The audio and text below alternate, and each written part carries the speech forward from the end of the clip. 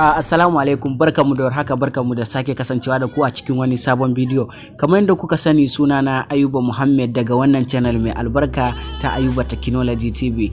Barkamu da warhaka, barkamu da kuma sake kasancewa da ku a cikin wani sabon bidiyo. So kamar yadda kuka sani, wannan channel tana kawo muku abubuwa masu muhimmanci wanda kuma za su amfane ku ku karu da su. So a wannan lokacin ma wannan channel ta shiga ta fita ta yi kokari ta samo muku wani application mai matukar amfani wanda na yi imanin idan har ka biyo ni cikin wannan application, cikin wannan bidiyon din, zaka kalla application din ya matukar burge ka. Na yi imanin kuma zai burge ka wannan application din. Amma kafin mu shiga cikin bidiyon gadan-gadan, abokina ko kuma dan uwana in ce, da Allah ina so in tunatar da kai da ka danna mini subscribing, sannan kuma ka danna mini alaman kararrawa. A duk lokacin da na ɗora sabon bidiyo, YouTube za su sanar da kai a ko'ina kuma a kowane lokaci. Sannan kuma idan bidiyon ya burge ka, ka taimaka ka danna mini like. Na gode da kasancewa da kai da ni a cikin wannan bidiyon. So kai tsaye mu je mu cikin bidiyon. So kamar yadda kuke gani, wannan shine application din finger security. Za mu shige shi kai tsaye kamar yadda kuke gani. So wannan shine application din finger security. So shi wannan application yana da matukar amfani. Daga farko zai tambaye ka wasu damammaki da ka bashi damammaki. So idan ka bashi damammaki, sannan daga shi zai ce ka saka password ɗinka. Idan ka sa password abin da ake nufi lambobin sirri kenan, wanda guda hudu wanda kai kadai ka san da su.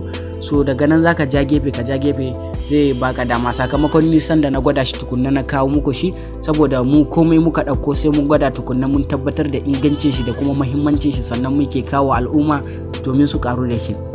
So wayannan kamar da kuke gani na dan gwada ne akan su, na dan gwada shi wayannan guda uku da kuke gani na dan gwada ne akan su. Kamar da kuke gani na dan ba su dama, amma yanzu bari in cire domin in nuna muku.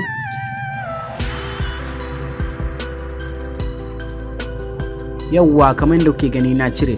So shi wannan application din, idan har kana so ka boye wani application a cikin sa, zaka danna wannan plus din. Amma kafin nan za mu je mun nuna muku wani abu masu muhimmanci. Za ku ga application din baya zuwa da wayannan suite din da suke gefen nan, wanda guda uku, suite guda uku zuwa hudun nan, ko kuma ce guda biyar din nan, baya zuwa da su a kunne. Wayannan wanda suke jeren nan, zaka gani 1 2 3 4 5, zaka kalla duka baya zuwa da su a kunne, sai kai zaka kunna su. Na farko wannan zaka kunna ka bashi allow, sannan wannan zaka kunna ka bashi admin, wato ma'ana idan ka kunna shi zaka bashi admin.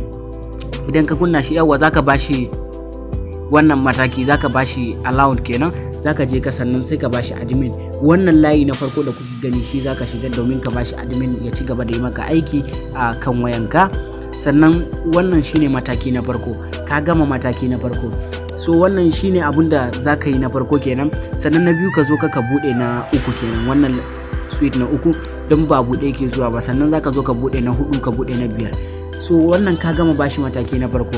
Sannan zaka tafi cikin settings na wayanka, kamar yadda kuke gani zaka tafi settings na wayanka.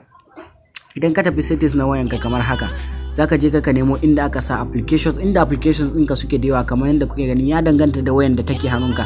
Ni na gashi nan a layi na uku yake. So zan shige shi kamar haka, zan shiga nan kuma. So zan bashi wani dama ne a nan, yanda kowane lokaci zai ci gaba da runin ne, ba zai tsaya ba application din har sai in kai ka tsaye da shi.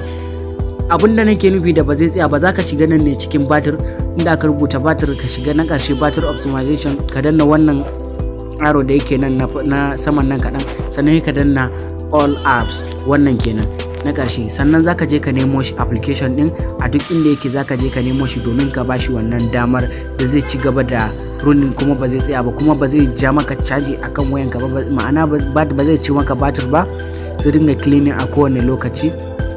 So zaka je ka nemo shi. Muna nemo namu a cikin applications din mu kamar yadda kuke gani. Bari mu nemo shi.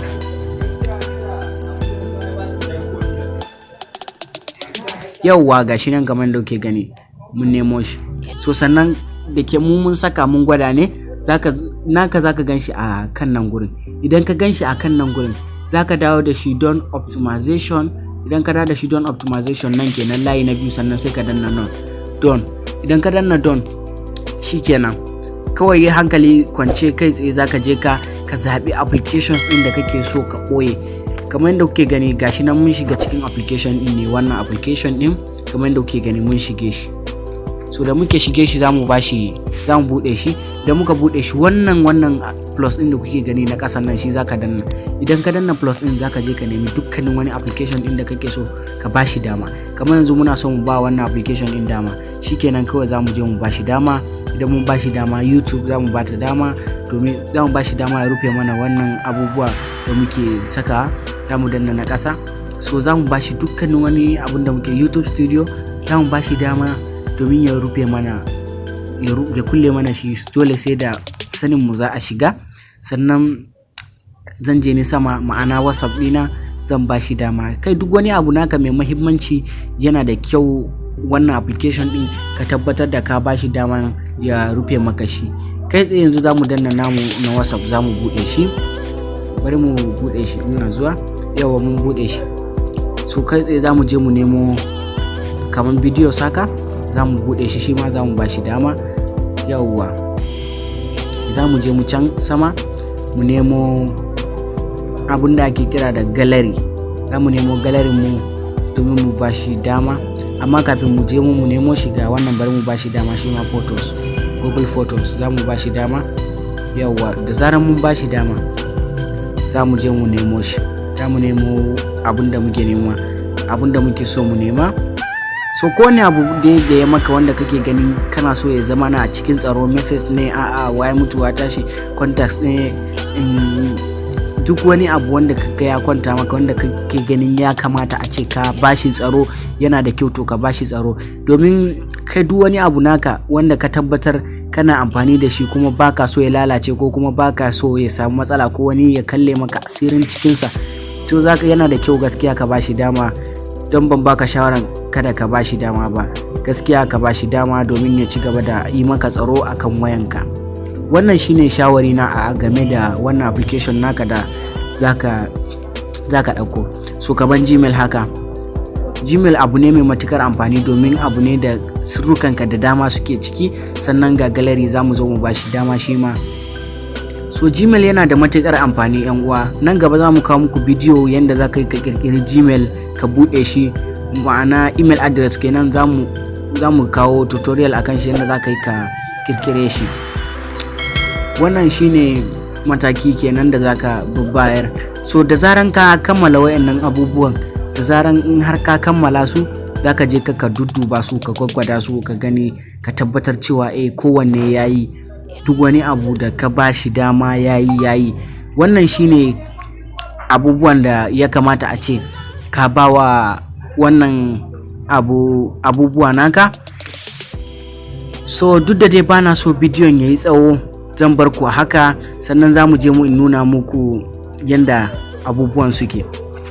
So kamar yadda kuke gani, mataki na farko hina bashi, sannan nayi swapping din wayannan abubuwa daya. Sannan zamu yawa kamar da kuke gani yanzu na bashi permission kowane lokaci in zan shiga, sai na shiga wannan, sai ya bude mini, sai na bude da tambarin ina kenan kafin nan ya shiga mini a kowane lokaci kuma a kowane time.